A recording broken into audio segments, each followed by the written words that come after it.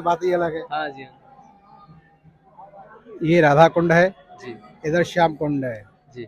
भगवान ने पहले श्याम कुंड का निर्माण किया। भगवान यहाँ गौ चराना आया करते थे। अष्टासुर नाम के राक्षस का भगवान ने वध किया। वो गौ के बछड़े का अनुरूप रख करके भगवान से उत्पात करने लगा। राधा जी के पास ये खबर पहुंची कि हमारी गौआ को एक उत्पात कर रहा है, मार रहा है। राधा जी कहने में भगवान आए, आकर के देखा बात सत्य थी। आकर के भगवान ने बांसुरी बजाई, बांसुरी बजा करके अपनी गाय जो थी वो तो समझ गई, अपने दोनों को एक साइड में हो गई। वो राक्षस उनको समझ नहीं पाया। अलग होकर के भगवान ने उससे मल्ल युद्ध किया। मल्ल युद्ध करने के बाद में उस राक्षस का वध किया। जब वध हो गया तो वो उसी रूप में आया जिस राक्षस रूप में वो आया था। आने के बाद में राधा जी पास पर पहुंची कि भगवान ने गौ के बछड़े को मार दिया है।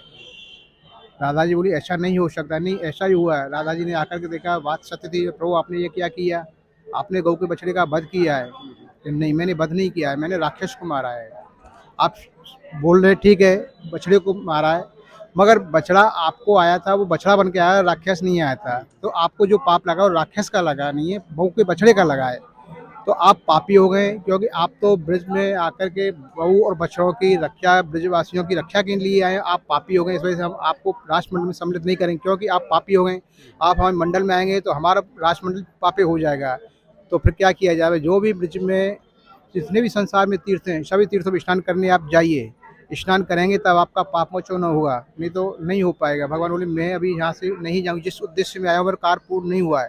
कार पूर्ण होने के बाद में फिर कहीं जाऊँगा। तो आप मत जाइए, हमारे राष्ट्रमंडल में नहीं आए, क्योंकि आप आएंगे हमारा दूषित हो जाएगा, हम पापी हो जाएंगे, हम नहीं बुलाएंगे।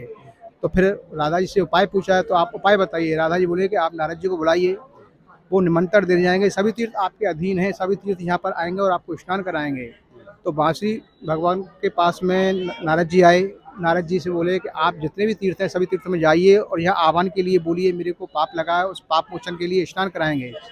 सभी तीर्थ आए, मगर दो तीर्थ नहीं है। एक तो गंगा जी नहीं आई, जो यमुना जी की बहन को लाकर नहीं आ थी।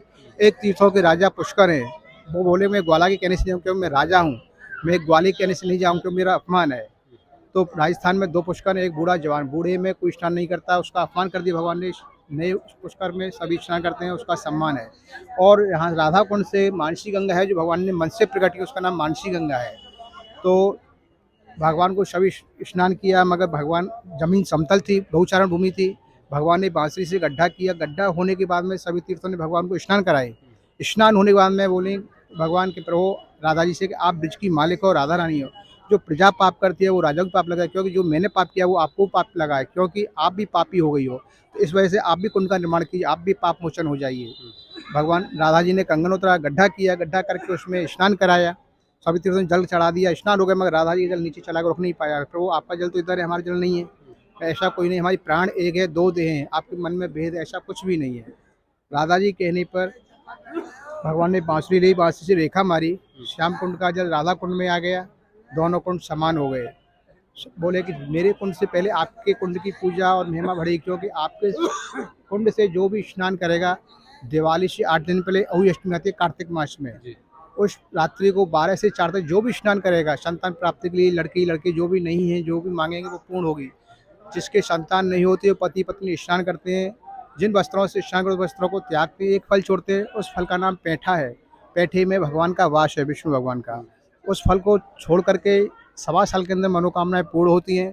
पूर्ण होने के बाद में फिर पुनः आते हैं, पूजा करते हैं, फल को खाना ग्रहण करते हैं। उससे पहले ग्रहण नहीं करते। ग्रहण करने के बाद में फल खंडित हो जाता है, संतान की प्राप्ति नहीं होती है। और जो इसका लक्ष्य रखता है वो मनोकामनाएं पूर्ण होती है। और जब भी जो भी आता है उसकी मनोकामनाएं पूर्ण होती है।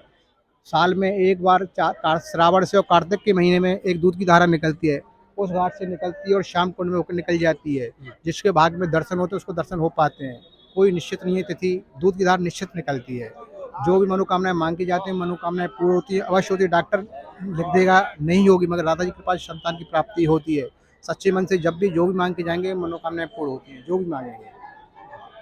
ठीक है, जय श्री कृष्ण।